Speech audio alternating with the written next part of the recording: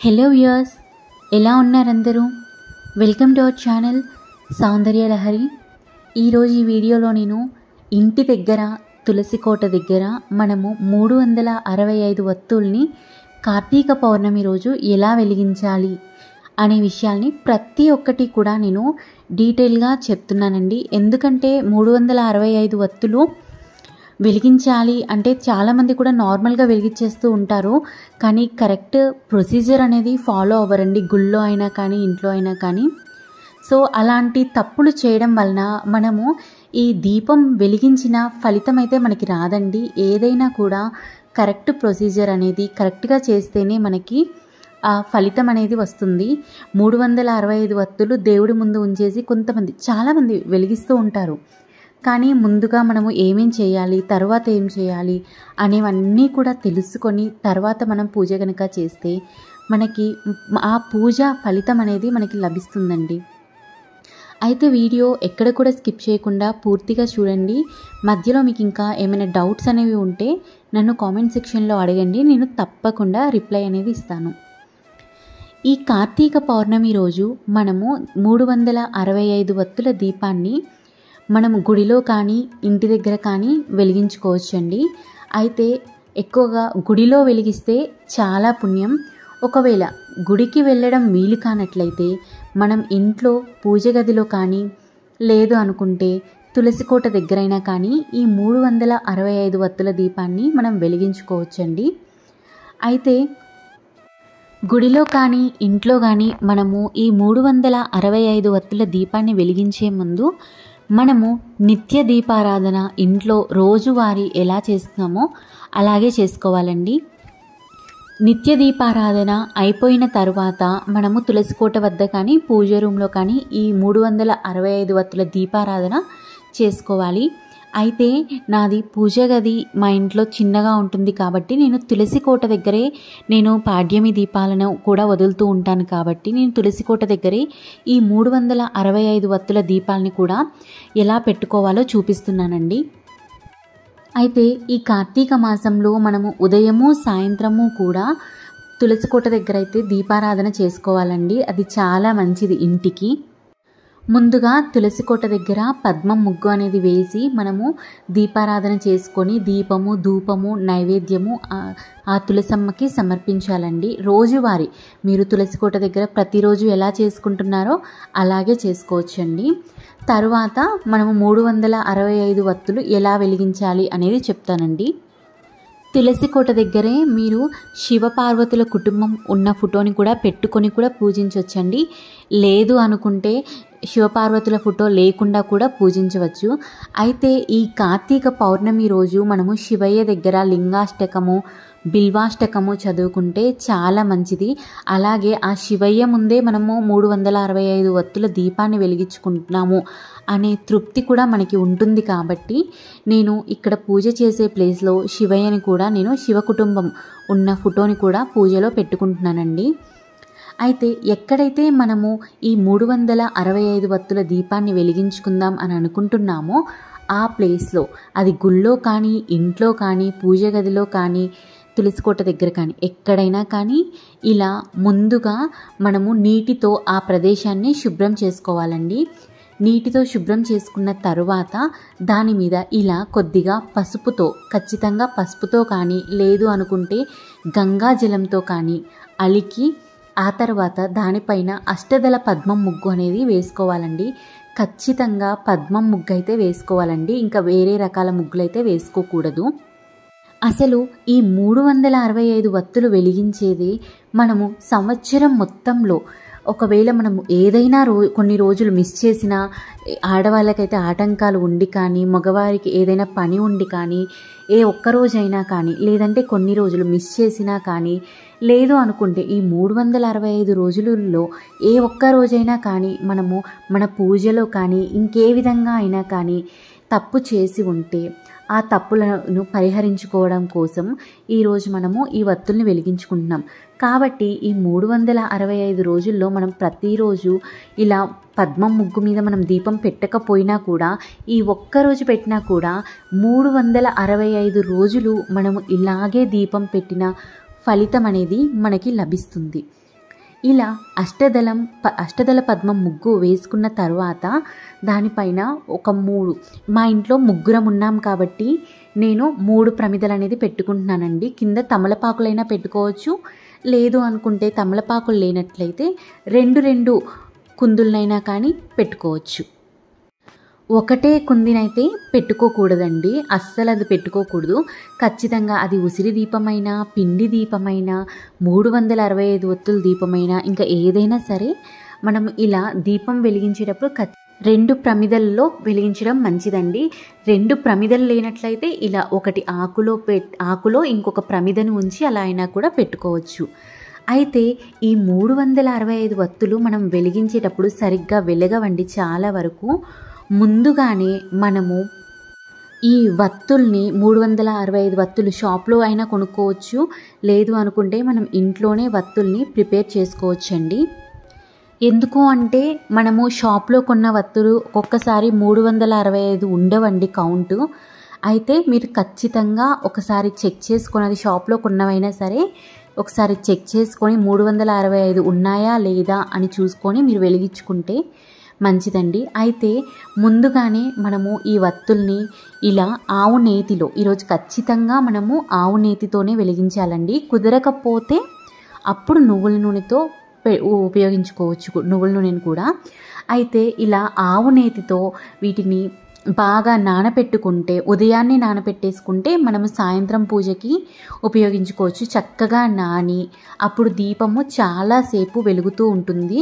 మీరు చూస్తూ ఉంటారు, కొంతమంది గుళ్ళల్లో వెలిగించిన దీపం కొంచెం పైన కొంచెం కాలిపోయి కింద అంతా కూడా వత్తి అలా మిగిలిపోతూ ఉంటుందన్నమాట. అప్పుడు మనకి ఆ ఫలితం ఎలా ఉంటుందండి? మనం దీపం అంతా కూడా కాలితేనే చాలా మంచిది. కాబట్టి ఒకసారి ఇలా మనము ముందుగానే ఇలా ఆవు నేతిలో నానపెట్టేసుకొని ఉంటే అప్పుడు మనకి దీపం మంచిగా వెలుగుతుంది. అలాగే నేను శివయ్యకి ఎంతో ఇష్టమైన పిండి ప్రమిదల్లో కూడా ఈ కార్తీక పౌర్ణమి రోజు దీపాలను వెలిగించుకుందాం అనుకుంటున్నానండి. కాబట్టి పిండి ప్రమిదలను కూడా నేను ఇక్కడ సిద్ధం చేసుకుంటున్నాను. అయితే పిండి ప్రమిదలను ఎలా ప్రిపేర్ చేసుకోవాలి అనేది నేను ఆల్రెడీ నా వీడియోస్లో చెప్పానండి. ఎవరైనా మిస్ అయినట్లయితే ఆ వీడియోని చూడండి, నేను డిస్క్రిప్షన్ బాక్స్లో లింక్ ఇస్తాను. లేదు అంటే ఒకసారి నన్ను కామెంట్ సెక్షన్లో అడగండి, నేను మళ్ళీ ఆ వీడియోని నా ఛానల్లో అప్లోడ్ చేస్తాను. ఇలా పిండి ప్రమిదల్ని కూడా నేను 3 పెట్టుకుందాం అనుకుంటున్నానండి. మా ఇంట్లో ముగ్గురం ఉన్నాం కాబట్టి. అలాగే ఉసిరి దీపాలని కూడా నేను ముందుగానే సిద్ధం చేసుకుంటున్నాను. అలాగే ఖచ్చితంగా ఈ కార్తీక పౌర్ణమి రోజు వెలిగించే దీపాలు కుందుల్లో వెలిగిస్తాం కదండి మనం మట్టి ప్రమిదల్లో. ఆ మట్టి ప్రమిదలు ఖచ్చితంగా కొత్తవే అయ్యి ఉండాలండి. ఆల్రెడీ యూజ్ చేసిన వాటిని యూజ్ చేయకూడదు. ఇలా ముందుగానే ప్రమిదలన్నిటికీ కూడా గంధము ఇంకా కుంకుమతో నేను బొట్లు అనేవి పెట్టేసుకుంటున్నానండి. ఇలా చేసుకుంటే మనకి పూజ అనేది ఎటువంటి శ్రమ లేకుండా ఈజీగా ఆ హడావిడి లేకుండా చేసుకోవచ్చు అన్నమాట. ఇలా దీపాలన్నీ కూడా మనకు వరుసగా మనం ఉసిరి దీపాలని కూడా పెట్టుకుంటున్నానండి ఈరోజు. ఇలా ఉసిరి దీపాలని అన్నిటినీ కూడా మనము ఇలా తులసి కోట ముందు ప్రిపేర్ చేసుకొని ఉండి తర్వాత మనము పూజ అనేది స్టార్ట్ చేసుకుంటే ఆ తర్వాత మనం పూజ మధ్యలో ఎక్కడికి లేవకుండా, ఎందుకంటే ఒకసారి మనం పూజ దగ్గర కూర్చున్న తర్వాత ఊరికే అటు ఇటు లేవకూడదండి. ఖచ్చితంగా అక్కడే కూర్చొని పూజ అంతా కూడా కంప్లీట్ అయ్యేలాగా చూసుకోవాలి. ఇప్పుడు ఈ వత్తుల మీద కొద్దిగా మనము హారతి కర్పూరం ఇలా నలిచి వాటి మీద వేసినట్లయితే దీపం త్వరగా వెలుగుతుందన్నమాట. అలాగే ఉసిరి దీపాల్లో అలాగే నేను పిండి ప్రమిదల్లో ఇలా పువ్వు వత్తుల్ని పెట్టుకుంటున్నాను. అయితే ముందుగా మనము పసుపుతో చేసుకున్న వినాయకుడిని ఇలా పూజలో పెట్టి తులసి కోట దగ్గర పెట్టాలండి. కానీ తులసి కోట లోపల పెట్టకూడదు, బయట మనం పూజ ఎక్కడైతే చేసుకుందాం అనుకుంటున్నామో అక్కడ పెట్టుకుంటున్నాను. ఇలా పసుపు వినాయకుడిని, లేదు అనుకుంటే మీ దగ్గర వినాయకుడి విగ్రహం ఉంటే విగ్రహమైనా కూడా పెట్టుకోవచ్చు. ఇలా వినాయకుడిని మనము పూజలో పెట్టుకున్న తర్వాత మనం వినాయకుడి దగ్గర కొద్దిగా పసుపు కుంకుమ అక్షింతలు వేసి పువ్వు పెట్టి మనము ఫస్ట్ వినాయకుడి పూజను అనేది స్టార్ట్ చేయాలండి. ఏ పూజకైనా కూడా మనం ఫస్ట్ వినాయకుడి పూజతోనే పూజ అనేది ప్రారంభించాలి. ఇప్పుడు వినాయకుడికి మనము షోడశోపచార పూజ చేసుకోవాలండి. లేదు కుదరినట్లయితే కనీసం పంచోపచార పూజ అయినా కూడా చేసుకోవాలండి. పంచోపచార పూజ అంటే దీపం, ధూపం, గంధం, పుష్పం, నైవేద్యం అనేవి సమర్పించాలి. నైవేద్యంగా ఒక బెల్లం ముక్కని కానీ, లేదు అనుకుంటే అరటి పండ్లైనా కానీ, ఇంకా ఏ పండ్లైనా కానీ పెట్టాలండి. అయితే షోడశోపచార పూజ చేసుకుంటేనే చాలా మంచిది. ఎందుకంటే మనం ఈ పూజ చేసేదే 365 రోజుల్లో. ఈ సంవత్సరం అంతా కూడా ఏమైనా పూజలో కరెక్ట్గా చేయలేకపోతే అదంతా కూడా ఈరోజు సరిదిద్దుకోవడానికి మనం చేసుకుంటున్నాం. కాబట్టి వినాయకుడి పూజని కరెక్ట్గా చేసుకోండి, షోడశోపచార పూజ చేసుకోండి. అయితే ఇలా షోడశోపచార పూజ చేసుకున్న తర్వాత వినాయకుని అష్టోత్తరం మనం చదువుకోవాలండి. అక్షింతలతో కానీ, పువ్వులతో కానీ వినాయకుడి అష్టోత్తర శతనామావళి చదువుకోవాలి. ఒకవేళ అష్టోత్తర శతనామాలు చదువుకునే టైం లేక కానీ, లేదు అనుకుంటే కుదరకపోయినా రాకపోయినా కానీ కనీసము ఓం గం గణపతయే నమః అని 108 సార్లు కానీ, లేదు అనుకుంటే కనీసం 11 సార్లు అయినా కానీ చదువుకోవాలండి. తర్వాత మనము స్వామికి క్షమా ప్రార్థన అనేది చేసుకొని, అంటే క్షమా ప్రార్థన అంటే ఒక పువ్వు, కొద్దిగా అక్షింతలు తీసుకొని, నా పూజలో ఏమైనా తెలిసి తెలియక తప్పు చేస్తే క్షమించు తండ్రి అని స్వామిని మనము క్షమించమని కోరుకోవాలండి. తర్వాత మనం సంకల్పం అనేది చెప్పుకోవాలి. తర్వాత స్వామివారికి హారతి కర్పూరం అనేది చూపించి తర్వాత మనము స్వామివారిని కదపాలండి. కదిపిన తర్వాత ఇప్పుడు మనము శివయ్య దగ్గర పూజ అనేది చేసుకోవాలి. ఇది కావాలి అనుకుంటే స్కిప్ చేసుకోవచ్చండి, ప్రాబ్లం లేదు. ఎలాగో మనము పూజ గదిలో నిత్య దీపారాధన చేసుకొని పూజ చేసుకుంటాం కాబట్టి మళ్ళీ ఇక్కడ సపరేట్గా చేసుకోక్కర్లేదు. కానీ నేను ఇక్కడ అసలు పూజ గదిలో కూడా ఎలా చేసుకోవాలి అనేది చెప్పడానికి నేను చూపిస్తున్నానండి. ఇలా శివయ్య ముందు మనము 108 బిల్వపత్రాలతో మనము ప్రార్థన అనేది చేసుకోవాలండి. అయితే నా దగ్గర 108 బిల్వపత్రాలు మనకి దొరకవు కదండి, అందరికీ అవైలబుల్గా ఉండవు కదా సిటీలో ఉన్న వాళ్ళకి. కాబట్టి నా దగ్గర ఉన్న ఒక వెండి బిల్వపత్రం ఉందండి. అది తీసుకొని ఇలా తమలపాకు మీద పెట్టుకొని నేను లింగాష్టకం అనేది చదువుకుంటున్నాను. ఇలా లింగాష్టకము, బిల్వాష్టకము, ఇవన్నీ కూడా, అలాగే శివ అష్టోత్తర శతనామాలు, అన్నీ మనం పూలతో కానీ అక్షింతలతో కానీ చదువుకుంటే చాలా మంచిది. స్వామివారికి కూడా మనము శివయ్యకి కూడా పంచోపచార పూజ కానీ, లేదు అనుకుంటే షోడశోపచార పూజ అయినా కానీ చేయాలండి. తర్వాత మనం ఇలా పూజ చేసుకున్న తర్వాత దీపాలు అనేవి వెలిగించుకోవాలండి. ఏకవత్తి హారతితోనే వెలిగించుకోవాలండి. లేదు అనుకుంటే కనీసం అగరవత్తితో అయినా కానీ వెలిగించుకోవాలి, కానీ అగ్గిపెట్టెతో వెలిగించుకోకూడదు. ఇలా ముందుగా నేను పిండి దీపాలను వెలిగించుకున్నాను. ఇప్పుడు ఇక్కడ మనం పెట్టుకున్న 365 వత్తుల దీపాలను వెలిగించుకోవాలండి. అయితే ఎవరి దీపాన్ని వాళ్ళే వెలిగించుకుంటే చాలా మంచిదండి. ఎందుకంటే మనం ప్రతిరోజు కూడా ఇంట్లో ఎవరమో ఒక్కలమే పూజ చేస్తాం కాబట్టి, ఇంట్లో ఉన్న అందరం చేయం కాబట్టి ఆ ఫలితం అనేది మనకి రావాలి అనుకుంటే ఎవరి దీపం వాళ్ళే వెలిగించుకోవాలండి. ఒకవేళ ఈరోజు కూడా కుదిరినట్లయితే ఇంట్లో ఎవరైనా కానీ అందరి పేర్లు చెప్పుకుంటూ మనము ఈ దీపాన్ని అనేది వెలిగించుకోవచ్చు. అయితే నేను ఇక్కడ మా ఇంట్లో ముగ్గురం ఉన్నాం కాబట్టి 365 వత్తుల దీపాన్ని వెలిగిస్తున్నానండి. అలా ఇంట్లో ఎంతమంది ఉంటే వాళ్ళందరి పేర్లు చెప్పుకుంటూ మనము అన్ని 365 వత్తులు వెలిగించుకోవాలండి. ఇలా ఈ కార్తీక మాసంలో ఉసిరి దీపం వెలిగించుకుంటే చాలా మంచిది. అలాగే పిండి వత్తులతో ఇలా పిండి దీపాలని వెలిగించుకున్నా కూడా ఎంతో మంచిదండి. ఇలా వెలిగించుకున్న తర్వాత మనము నైవేద్యం అనేది సమర్పించాలండి స్వామివారికి. ఈరోజు మనము నైవేద్యంగా పులిహార, చక్కెర పొంగలి, దద్దోజనము, అలాగే ఖచ్చితంగా వడపప్పు, చలివిడి, బెల్లము కంపల్సరీగా పెట్టాలండి. అయితే పులిహార అనేది, ఇవన్నీ నైవేద్యాలు అనేది మన ఆప్షనల్ అండి. ఎందుకంటే మనం 365 రోజులు మనం నిత్య దీపారాధనలో మనము నైవేద్యం పెట్టినా పెట్టకపోయినా, అంటే మనము వన్డే పెట్టాం కదండి, మనం ఏవో ఒక పండ్లు అయితే పెడతాం కదా నైవేద్యంగా. కాబట్టి ఈరోజు ఖచ్చితంగా ఏదైనా కానీ ఒక వంటకం వండి పెట్టుకుంటే మనం ఈ సంవత్సరం అంతా కూడా 365 రోజులు వండి పెట్టిన ఫలితం అనేది మనకి లభిస్తుంది. కాబట్టి ఖచ్చితంగా ఏదైనా ఒక్క పదార్థం వండి పెట్టండి. అలాగే ఖచ్చితంగా వడపప్పు, చలివిడి, బెల్లము, పానకము ఇవి కూడా మనం పూజలో స్వామికి నైవేద్యంగా చూపిస్తే చాలా మంచిది. తర్వాత మనం నైవేద్యం పెట్టిన తర్వాత హారతి కర్పూరం అనేది సమర్పించాలండి స్వామివారికి. అలాగే మనం పెట్టుకున్న 365 వత్తుల దీపానికి కూడా మనము హారతి అనేది చూపించాలండి కంపల్సరీగా.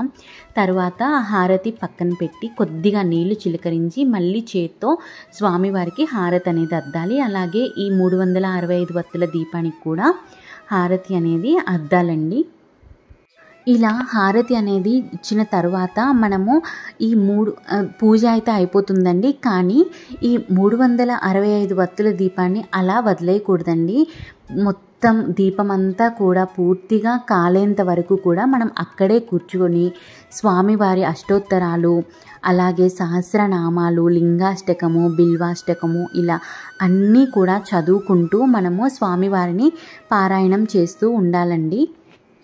తరువాత ఇలా మనము గుడిలో అయినా కానీ ఇలా దీపాలను పెట్టేసి వెళ్ళిపోతూ ఉంటాము.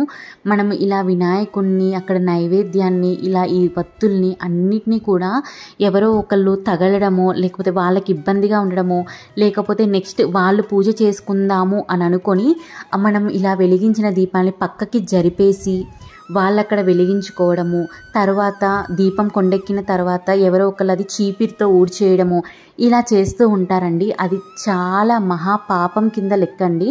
ఆ పాపం మనకే తగులుతుందనమాట. కాబట్టి ఖచ్చితంగా మీరు ఆ దీపం అనేది కొండెక్కేంత వరకు కూడా వెయిట్ చేసి ఆ దీపాలని ఏదైనా ఒక పచ్చని చెట్టు కింద పెట్టేసి వెళ్ళిపోతే మంచిదండి. ఒకవేళ మనం ఇంట్లోనే పూజ చేసుకున్నా కూడా దీపం అంతా కూడా కొండెక్కిన తర్వాత మనం వాటిని పక్కకి జరిపేసి కానీ, లేదంటే తర్వాత రోజైనా కానీ మనం స్నానం చేసిన తర్వాత తీసేసుకొని ఏదైనా పచ్చని చెట్టు నీడలో ఆ దీపాలని పెట్టేస్తే సరిపోతుందండి. చూసారా, ఇలా మనము ముందుగానే వత్తుల్ని నానపెట్టుకోవడం వలన మనకి పూర్తిగా వత్తులంతా కూడా పూర్తిగా కాలిపోయి ఉంటాయండి. కాబట్టి మనకి ఆ ఫలితం అనేది మనకి లభిస్తుందన్నమాట. ఇదండి ఈ రోజుటి వీడియో. ఈ వీడియో మీకు నచ్చితే లైక్ చేయండి. ఇంకా ఎవరికైనా యూజ్ అవుతుంది అనుకుంటే షేర్ చేయండి. అలాగే నా ఛానల్ని సబ్స్క్రైబ్ చేసుకొని పక్కనే ఉన్న బెల్ ఐకాన్ని క్లిక్ చేయండి. అప్పుడు నేను ఫ్యూచర్లో ఏ వీడియోస్ చేసినా మీకు వెంటనే నోటిఫికేషన్లో కనిపిస్తాయి. థ్యాంక్ యూ సో మచ్ అండి.